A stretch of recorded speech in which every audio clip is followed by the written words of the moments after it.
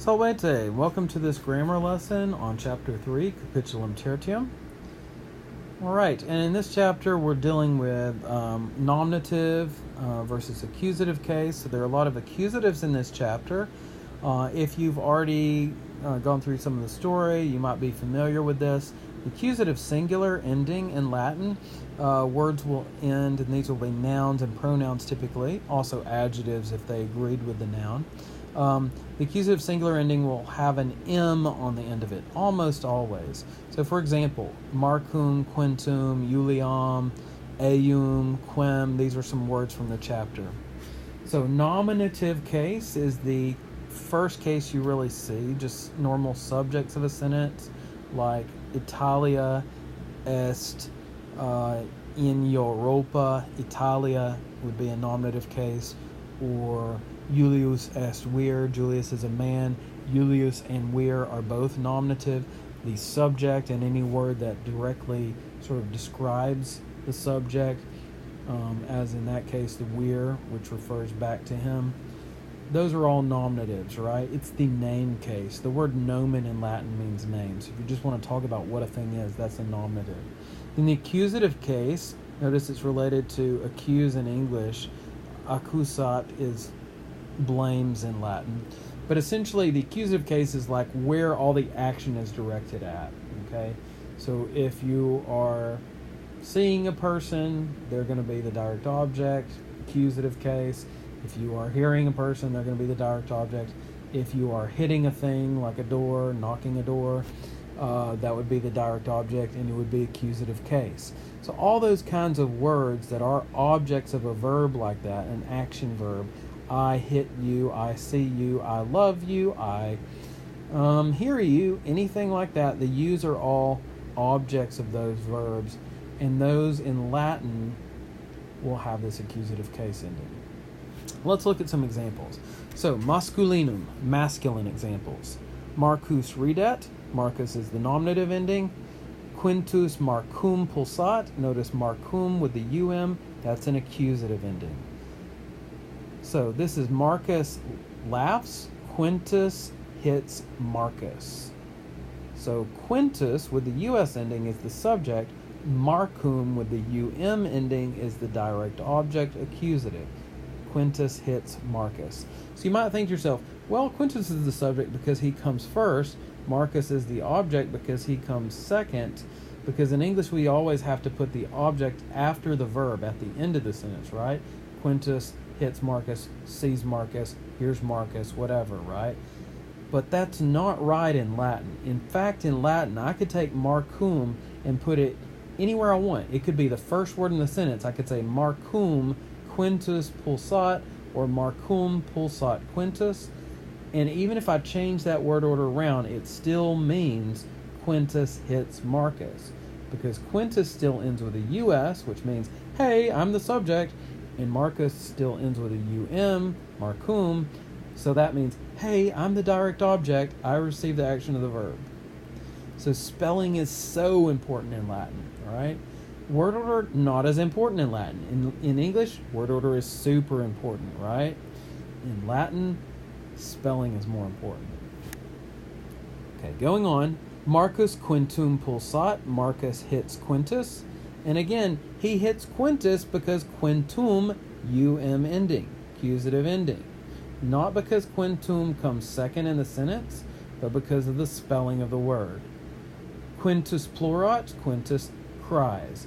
Marcus nominativus est. Marcus is nominative. Marcum accusativus est. Marcum is accusative. All right? So these words nominative and accusative are ways of naming these special spellings of the nouns or pronouns, right? Marcus, that spelling with the us ending is called a nominative singular. Marcum with the um ending is called an accusative singular. Quintum est accusativus, Quintus nominativus. Quintum is accusative, Quintus nominative. Nominativus us all right, so the masculine nominative singular endings are us, or the r, right, like in puer or wir, those kind of words. Accusativus, accusative ending, right? So that's how we can tell whether something's a subject or the object. Usually a direct object, but it can be an object of something else as well. All right, exempla, examples: Julius, Julius, Julium, Julium, Julius as a direct object, right? Filius, son as a subject. Filium, son as a direct object. Puer, boy as a subject. Puerum, boy as a direct object. Eum, him. Okay, so we haven't learned the word for he as a subject. That would be is, is. But eum in this chapter is a good pronoun to know. It's very important to the vocab here, and it means him. To change it to her, by the way, I would just change the U to an A. And let's move on to some feminine words now. Speaking of eam. Okay, so femininum, feminine. Julia cantat. So notice Julia ends with the short A. That's the nominative feminine ending. Julia is singing. Marcus Juliam pulsat. Marcus hits Julia. Notice Juliam now ends with an am. Okay, that makes it an object form, an accusative form. Julia Amelia mokat. Julia calls Amelia.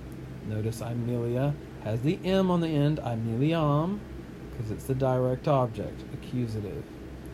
Amelia venet. Amelia comes. Julia Amelia, nominativus est. This is nominative. Juliam Ameliam, accusativus est.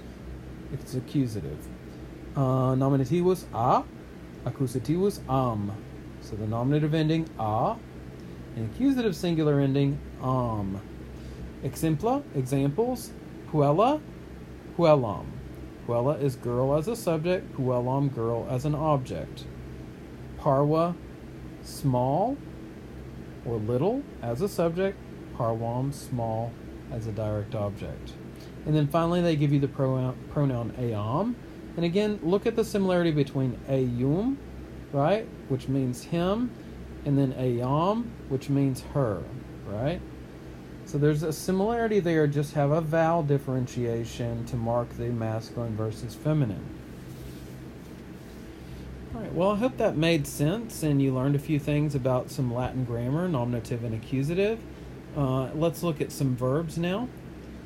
Julia cantat. Julia is singing. Marcus ridet. Marcus is laughing. Julius dormit. Julius is sleeping. Cantat verbum est. Cantat is a verb. Cantat, ridet, dormit. Tria verba sunt. Cantat, ridet, and dormit are three verbs. Now notice tria is the word for three here because verba is neuter. So trace is masculine and feminine for three. Tria is the neuter. Exempla, examples. And here's a whole list of Latin verbs. And notice they all end with T. Cantat, sings. Pulsat, hits. Plurat, cries. Vocat, calls. Interrogat, asks. Verberat, whips, spanks. Ridet, smiles or laughs. Videt, sees. Respondet, answers. Dormit, sleeps. When it comes, out it hears. And notice there are different types of nouns. Most of the nouns verbs. Most of the verbs you've seen so far are the ought type verbs. Those are called first conjugation, we'll learn later. Then you get the et or et type verbs. Those are called second conjugation.